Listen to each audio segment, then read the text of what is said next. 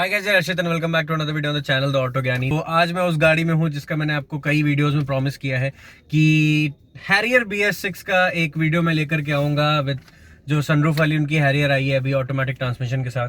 तो आज हम उसी गाड़ी में हैं। तो इस गाड़ी के फीचर्स की अगर बात करें तो पहले हम स्टीयरिंग व्हील पे चलते हैं। तो स्टीयरिंग में आप जो देख रहे हो यहाँ पर आपको सारा का सारा आपका इंफोटेनमेंट का कंट्रोल, यहाँ पर आपका ऑडियो सोर्स को चेंज करने का, कॉल डिक्लाइन एक्सेप्ट वगैरह का सारी चीज इस तरफ दे रखी है। इस तरफ है आपका वही पुराना आपका क्रूज कंट्रोल और आपका RPM वगैरह आप सेट कर सकते हो। यहाँ से आप अपनी स्पीड बढ़ा सकते हो, कम कर सकते हो, और बाकी उसके आपके इंस्ट्रूमेंट क्लस्टर के मोड्स वगैरह आप चेंज कर सकते हो यहाँ से। और इस तरफ अगर आप बात करेंगे तो यहाँ पर आपको मिलते हैं वाइपर कंट्रोल्स। यहाँ पर आपका सारा वाइपर का कंट्रोल है। इस तरफ अगर आप देखोगे तो यहाँ पर आपका लाइट कंट्रोल दे रखा है। और इंस्ट्रूमेंट क्लस्टर की अगर बात करेंगे तो इंस्ट्रूमेंट क्लस्टर में आपको जो स्पीड है वो स्पीड आपका एनालॉग में आती है, और जो बाकी इन्फॉर्मेशन आपकी जैसे RPM, पावर, टॉर्क जनरेशन, वो सारा का सारा आपका अभी भी इसमें डिजिटल देखने को मिल रहा है, जो कि काफी इंटरेस्टिंग है इसका। और इस तरफ अगर आप देखोगे तो यहाँ पर आपका AC वेंट्स के ऊपर हल्का सा क्रोम का गार्निश आपको देखने को मिलता है। और मैं पीछे हैरियर की जितनी मैंने वीडियोस की हैं उसका, और इसमें अगर आप देखेंगे तो सिमिलैरिटीज ही है सारी।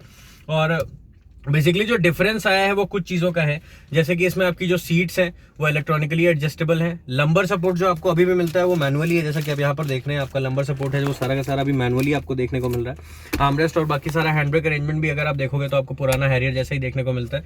गियर नॉब की अगर तरफ हम चलेंगे तो गाइज ये आती है आपकी 6 स्पीड ऑटोमेटिक ट्रांसमिशन के साथ। और इसमें आपका जो मोड चेंजिंग का है वो सारा का सारा आपका अरेंजमेंट यहाँ से दिया हुआ है। आप गियर नॉब को ऐसे यहाँ से शफल कर सकते हो। और ये आपका है पार्किंग, रिवर्स, न्यूट्रल, ड्राइव, और ये रहा आपका मैनुअल ड्राइव मोड, तो आप अपने हिसाब से गियर्स को प्लस माइनस कर सकते हो। इस तरफ अगर आप देखोगे तो ये हैं आपके डिफरेंट ड्राइव मोड्स। मैं इनको एक बार आपको इंगेज करके दिखा देता हूँ। Wet mode activated. जैसा आपने सुना, वेट मोड एक्टिवेटेड। अगला आएगा इसका rough road mode activate. Rough road mode activated. और ये है आपका normal city drive mode. City drive mode activated. इस तरफ अगर आप जो देख रहे हो ये है आपका हिल डिसेंट और हिल क्लाइंब और हिल डिसेंट मोड, जो आपको मैंने पुराने हैरियर में बता कर रखा था। इसमें बेसिकली होता क्या है, मैं अगर आपको ब्रीफिंग दूं तो अगर आप हिल से उतर रहे हो तो एक आप अपनी लिमिटेड स्पीड पर नीचे आप उतर सकते हो। जैसे 8 किलोमीटर की स्पीड गाड़ी आपकी खुद सेलेक्ट करेगी और आप उसको अपने हिसाब से शफल कर सकते हो।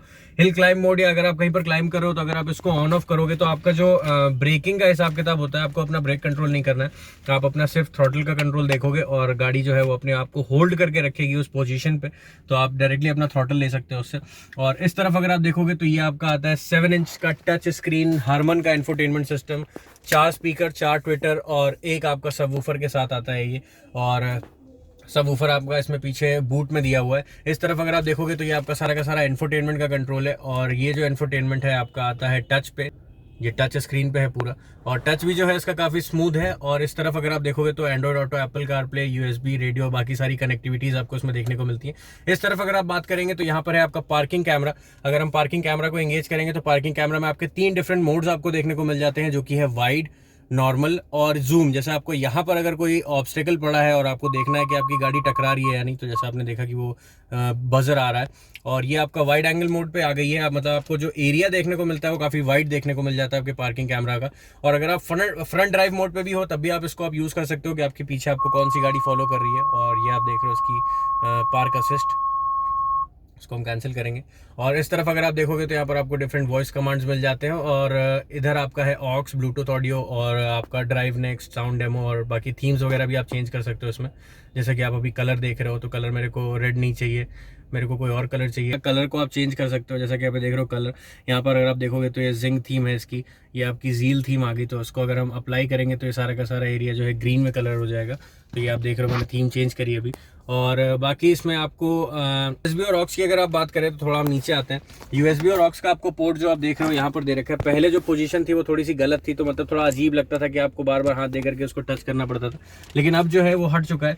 और इस तरफ अगर आप देखोगे तो यहाँ पर आपका हैंड ब्रेक का अरेंजमेंट है, जो कि बिल्कुल एयरबस की तरह लगता है। और ये रहा आपका आर्मरेस्ट, जो कि एक कूल्ड आर्मरेस्ट है।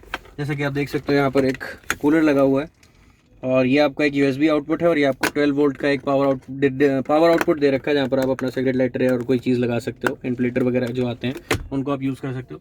ग्लव बॉक्स की अगर तरफ चलेंगे तो ग्लव बॉक्स आपको देख रहे हो वही पुराना हैरियर का जितना स्टोरेज आपको ग्लव बॉक्स में देखने को मिलता था, एक डिसेंट स्पेस आपको ग्लव बॉक्स में अभी भी देखने को मिल जाता है। और एक जो वुडन फिनिश का एक टेक्सचर है वो गाड़ी में अभी भी आपका थ्रू आउट द डैशबोर्ड जो है वो कार ने मेंटेन कर रखा है। इस तरफ आपके डिफरेंट फॉगलाइट के मोड्स हैं, मतलब फॉगलाइट्स को आपको ऑन करना ऑफ करना क्या है। ये आपका हैजार्ड है, ये आपका इकोनॉमी मोड है, Economy drive mode activated. और ये जो आपका है ये स्पोर्ट्स मोड है, Sport drive mode activated. इसको हम डिसएंगेज करेंगे। इस तरफ अगर आप देखोगे तो ये आपका एसी का सारा कंट्रोल है, जैसे कि आप देख रहे हो डिफॉगर्स की सेटिंग यहाँ दे रखी है, वेंट्स को कंट्रोल करने का ऑप्शन आपको यहाँ पर दे रखा है, फैन स्पीड आप अपने हिसाब से बढ़ा कम कर सकते हैं। नॉब जो आपको दिया हुआ है ये आपका टेम्परेचर लो और हाई करने के लिए दिया हुआ है, और ये आपका ऑटो क्लाइमेट कंट्रोल एसी है। और इस तरफ अगर आप देखेंगे तो यहाँ पर भी आपको एक मिनिमल स्पेस देखने को मिल जाता है, और ड्राइविंग सीट का आप जो आप कंफर्ट देख रहे हो, ड्राइविंग सीट में मेरी हाइट 6 के आसपास है, और मतलब ड्राइविंग कंफर्ट आप देख रहे हो, हेडरूम भी देख रहे हो। अब हेडरूम की तरफ चले तो सबसे इंटरेस्टिंग फीचर्स की तरफ चलते हैं इस कार के। पहले एक केबिन लाइट की बात कर लेते हैं। केबिन लाइट आपको यहाँ पर एक केबिन लाइट देखने को मिलती है, और एक जो लोग बहुत बार बोलते थे मेरी वीडियोस में, मैंने कमेंट कई बार देखे, आप लोगों की शिकायत थी कि टाटा ने सब कुछ दे दिया लेकिन जो अभी IRVMs आ रहे हैं उसके वो ऑटो डिमिंग IRVM नहीं है। तो गाइस हैरियर में आपको ऑटो डिमिंग IRVM देखने को मिल जाता है, जैसा कि आप यहाँ देख रहे हो। और ORVMs जो है इसके वो इलेक्ट्रिकली कंट्रोल्ड ORVMs हैं, जैसा कि आप ये देख रहे हो, ये इलेक्ट्रिकली कंट्रोल्ड होंगे।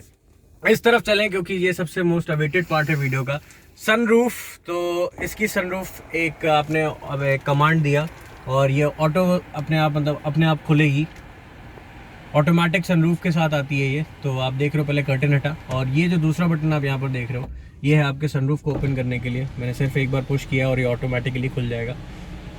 एक मार्केट में मिथ है, जो लोग कहते हैं कि ये जो सनरूफ है ये पूरी खुलेगी। तो गाइस जो सनरूफ है वो सिर्फ इतनी ही खुलेगी आपकी, इससे ज़्यादा नहीं खुलेगी। जो मतलब कई लोग सोच रहे होंगे कि फुल सनरूफ दी हुई है तो शायद पीछे वाला भी जो ये एरिया है ये आपका पीछे चला जाएगा, लेकिन ऐसा नहीं है। इसमें कोई रोलर नहीं दिया हुआ है, ये अपनी जगह पर स्टेबल है। और जो सनरूफ का एरिया है वो भी काफ़ी ब्रॉड है, मगर अगर आप बाहर निकल के नज़ारों के शौक़ लेना चाह रहे हो या लद्दाख वगैरह निकले हैं आप, अगर नज़ारों को एंजॉय करना है तो आप इस सनरूफ से बिल्कुल आराम से एंजॉय कर सकते हैं। और ऑफ़ करने के लिए भी आपको बेसिकली एक टच करना है और आपकी सनरूफ जो है वो ऑफ़ हो जाएगी। और कर्टन ऑफ करने के लिए आपको बस एक बार पुश करना है और आपका कर्टन जो है वो ऑटोमेटिकली रोल ऑन हो जाएगा।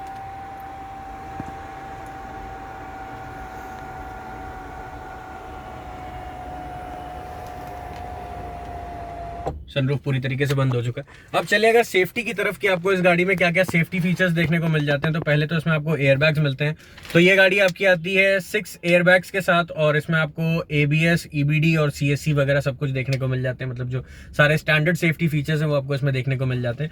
अब अगर चले इसके सीट की तरफ, तो जो आप ड्राइवर सीट की तरफ अगर आप बात करोगे तो मैं एक बार कैमरा आपको दिखा देता हूँ ड्राइवर सीट की तरफ कैसा है। तो अगर आप सीट और बाकी सारी चीज़ों की बात करोगे तो पहले डोर की अगर बात कर लें तो यहाँ पर आपको लेदर अपॉल्स्ट्री देखने को मिल जाती है, और इस तरफ आपका सारा का सारा पावर विंडो कंट्रोल है। ये आपका जो डोर अनलॉकिंग नॉब है इसमें आपको हल्का सा क्रोम का वर्क देखने को मिल रहा है, हालांकि क्रोम नहीं। अगर आप चाहोगे तो 10,000 रुपये एक्स्ट्रा देकर के आप एक क्रोम पैकेज आता है हैरियर के साथ, उसको ले सकते हो। उसमें आपकी डिफरेंट जो लाइनिंग है वो सारी की सारी क्रोम में आपको देखने को मिल जाएंगी। और अगर आप सीट की बात करें तो ये जो आप देख रहे हो, मैंने पुश किया और जब तक मैं पुश कर रहा हूँ देखिए मेरी सीट अपने आप आगे जा रही है, और जैसे मैं इसको रिवर्स पुश करूँगा ये सीट पीछे की तरफ होने लगेगी।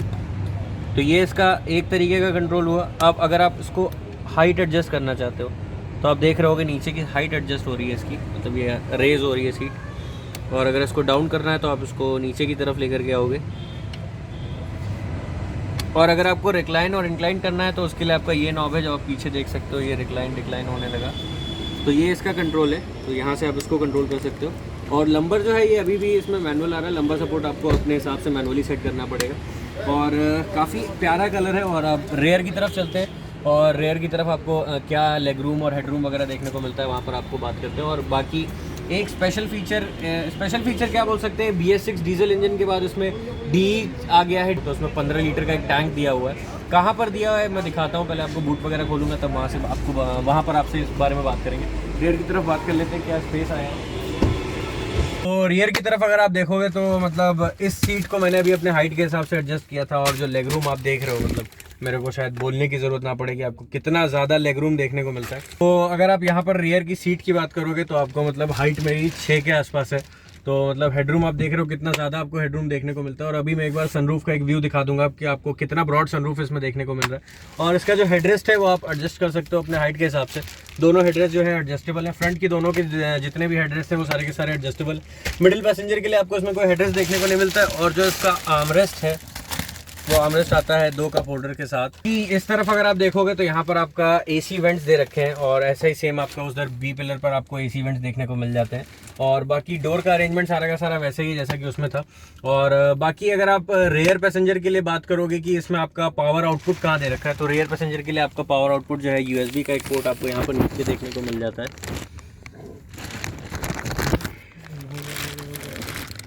हो गया।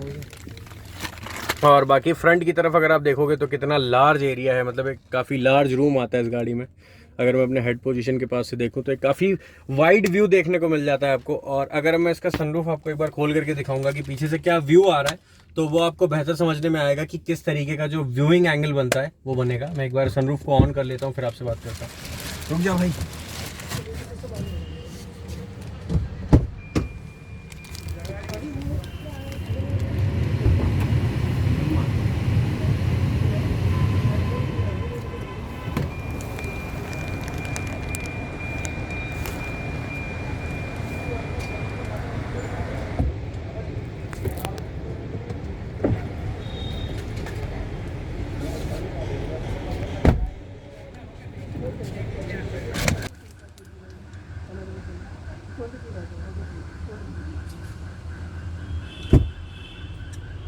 पर आपको बूट ओपन करके दिखा देते हैं कि कितना आपको स्पेस वगैरह देखने को मिलता है। तो ये जो आप देख रहे हो इसका अप्रॉक्सीमेटली 425 लीटर का आपको इसमें बूट स्पेस देखने को मिलता है। और जो इसका फ्यूल टैंक कैपेसिटी है वो 50 लीटर की है। और इसमें जो एक चीज़ मैं बता रहा था आपको कि एक चीज़ इसमें ऐड की गई है जो आप यहाँ पर देख रहे हो, ये है डीजल एग्जॉस्ट फ्लूइड। जो DEF है आपका जो, या डीजल एग्जॉस्ट फ्लूइड है, इसका बेसिकली काम क्या होता है मैं अगर आपको बताऊं तो जो आपका स्मोक होता है जो आपका इंजन जनरेट करता है, या बेसिकली पॉल्यूशन जो होता है वो आपका कैटालिटिक कन्वर्टर में आता है। यही बेसिकली BS की जितनी भी जनरेशन आ रहा है उसमें कैटालिटिक कन्वर्टर्स जो है उनको इंक्रीज़ किया गया है। तो इसका जो कैटालिटिक कन्वर्टर जो एक्स्ट्रा स्मोक निकाल करके देता है वो आता है इसके DEF में। DEF जो है उसको प्यूरीफाई करता है। और जो DEF का आपका जो कॉस्टिंग है ये अप्रोक्स 75 रुपये या 65 रुपये लीटर के आसपास मिलता है आपको। 7,500 किलोमीटर के बाद आपको इसको चेंज करना है और बेसिकली चल जाता है ये 8-10 हज़ार किलोमीटर। बाकी इंडिया है आप 15,000 किलोमीटर भी रेतोगे, कोई दिक्कत नहीं है। ऐसा अगर आप सोच रहे हो तो ये गाड़ी जैसे ही आपका DEF ख़त्म होता है, DEF के ख़त्म होने के बाद आपका जो इंजन है वो स्टार्ट नहीं होगा। तो DEF का जो फ्लूइड आप वापस उसका जब लेवल उस हिसाब का आएगा उसके बाद ही वो स्टार्ट होगा। यहाँ पर आपके एसेंशियल टूल्स देखने को मिलते हैं। इसका जो स्पेयर व्हील अगर आप देखोगे तो स्पेयर व्हील नीचे है। इसमें बेसिकली चेंजेस क्या आए हैं पुरानी वाली हैरियर से, मैं इसको ज़रा बंद करता हूँ। रेयर साइड में आपको यहाँ पर डिफॉगर और बाकी वाइपर वगैरह है वो सारा का सारा होता है, आपको पता ही है। और यहाँ पर आपको एक क्लीन टाटा की बैजिंग मिलती है। ये रहा आपका पार्किंग कैमरा और इस तरफ आपको हैरियर की बैजिंग इसमें देखने को मिलती है। इस तरफ आपके पार्किंग सेंसर्स लगे हुए हैं। लाइटिंग अरेंजमेंट जो है इसका, जो आपकी ब्रेक लाइट है वो LEDs पे आती हैं। और आपका जो हेलोजन मतलब जो आपका इंडिकेटर है और जो रिवर्स पार्किंग लाइट है वो आपकी नॉर्मल हेलोजन पे आती है। इस तरफ अगर आप जो उसकी फिन देखोगे, ये आपकी टियागो में साइज़ थोड़ा छोटा होता है लेकिन इसमें जो थोड़ा सा इंक्रीज़ किया गया है। इस तरफ अगर आप देखोगे तो ये आपकी high race centre mounted brake light दे रखी है। ऊपर की तरफ अगर आप देखोगे तो जस्ट सनरूफ के पीछे आपको मिलता है शार्क फिन एंटीना। और इस तरफ आपके जो रूफ लाइन के नीचे आप देख रहे हो यहाँ पर आपको हैरियर की एक लेटरिंग मिल जाती है, एक बैजिंग मिल जाती है। और यहाँ पर अगर आप देखोगे तो आपके डोर हैंडल पे आपको क्रोम का वर्क देखने को मिलता है। एलॉय व्हील जो है इसमें गाइस, एलॉय व्हील चेंज हुए हैं। आपको 17 इंच के एलॉय व्हील्स आपको देखने को मिलता है, लेकिन जो एलॉय व्हील है वो उसका जो मतलब जो स्ट्रक्चर है वो चेंज किया गया है। वहाँ पर एक हैरियर खड़ी है, मैं आपको एक बार आइडिया देने के लिए लेकर चलता हूँ।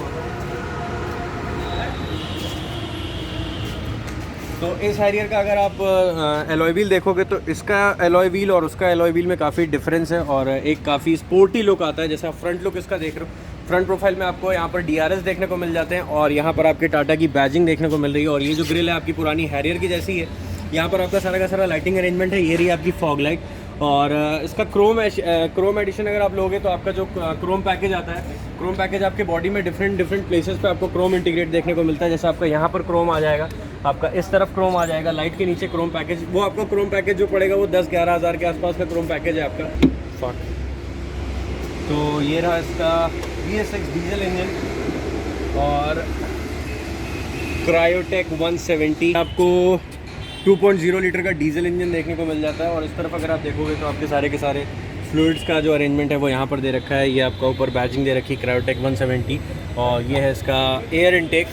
और बाकी मतलब इंजन बे भी जो है वो काफ़ी नीट एंड क्लीन रखी गई है। इस तरफ आपका बैटरी का है और इस तरफ अगर आप देखोगे तो आपकी हीट शील्ड लगी हुई है कि केबिन जो है आपका हीट ना हो। और बंद करते हैं इसको।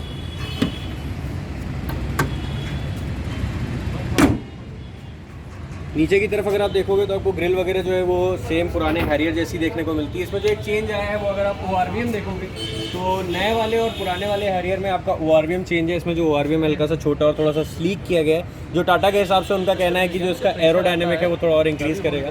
ऊपर अगर आप देखोगे तो वहाँ पर आपकी नेट दे रखी है सनरूफ के लिए, और बाकी ऊपर जो पूरी रूफ है आपकी ब्लैकड आउट दे रखी है। साइड प्रोफाइल की अगर बात करेंगे तो काफ़ी मैसिव व्हील आर्च दे रखी हैं आपकी, और बाकी सारा का सारा अरेंजमेंट हैरियर जैसा। मैं एक बार आपको ORVM कंपेयर करके दिखाता हूँ। आप एक बार इसका ORVM देखिए, और एक बार हम चलते हैं आपकी पुरानी हैरियर के पास, उसका ORVM देखते हैं।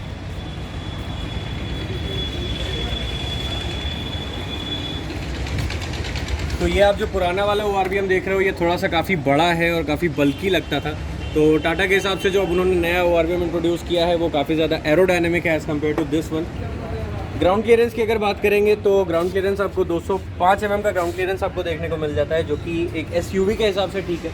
तो अगर इसके बजटिंग की बात करें तो ये अप्रॉक्सीमेटली 21-22 लाख के आसपास आपको एग्जैक्ट प्राइस, जो मैंने नीचे डिस्क्रिप्शन में नंबर्स दिए हैं, आप उनको कांटेक्ट करके पूछ सकते हैं कि आपके एग्जैक्ट प्राइसेस क्या हैं। और अगर आप आसपास की सिटी के हैं तो आप लखनऊ से परचेज़ कर सकते हैं। मैं इस वक्त खड़ा हूँ SRM मोटर्स लखनऊ पे, और मिलते हैं आपसे किसी ऐसी अगली वीडियो में। Till then drive safe, drive hard. और अगला वीडियो जो आने वाला है वो इस मैसिव बीस्ट का एक टेस्ट ड्राइव वीडियो होगा। मेरा पूरा का पूरा उस पर ओवरव्यू बोल सकते हैं कि क्या आपको परचेज़ करनी चाहिए या नहीं करनी चाहिए। वैसे हैरियर है, SUV है, पावर पैक परफॉर्मर है, तो मतलब मेरे हिसाब से अगर आप चाहो हैरियर प्रेफर करना तो आप ऑटोमेटिक ट्रांसमिशन भी आ गया है अब, तो आपको कोई दिक्कत नहीं है। तो आप ऑटोमेटिक ट्रांसमिशन पे भी आपको हैरियर मिल रही है। तो बेसिकली मेरे हिसाब से अगर मेरी चॉइस आप मानोगे तो मेरे हिसाब से आपको हैरियर पे बिल्कुल जाना चाहिए, नो डाउट। क्योंकि एक आपको डिस्कवरी का लुक जो आपको देखने को मिलता है, क्योंकि ये D8 प्लेटफॉर्म पे डिज़ाइन होती है। तो D8 प्लेटफॉर्म आपको पता होगा कि जैगुआर और लैंड रोवर का D8 प्लेटफॉर्म है। तो D8 प्लेटफॉर्म पे पूरी डिज़ाइन हुई है। तो अगर आप इसका फ्रंट लुक और रियर लुक देखोगे, मैं एक बार रियर लुक भी दिखाता हूँ आपको। डिस्कवरी का पूरा लुक आता है।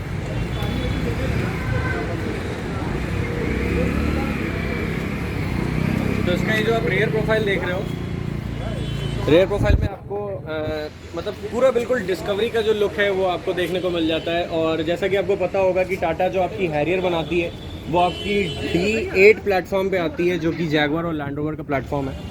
तो मतलब मेरे हिसाब से क्वालिटी और मतलब पावर पैक परफॉर्मर बोलेंगे इस गाड़ी को। तो बाकी डिटेल्स के लिए आप नीचे डिस्क्रिप्शन में जो नंबर्स दिए हैं उनको कांटेक्ट कर सकते हैं। और स्पेशल थैंक्स है SRM मोटर्स को इस वीडियो के लिए। तो मिलते हैं आपसे किसी अगली वीडियो में। Till then drive safe, drive hard.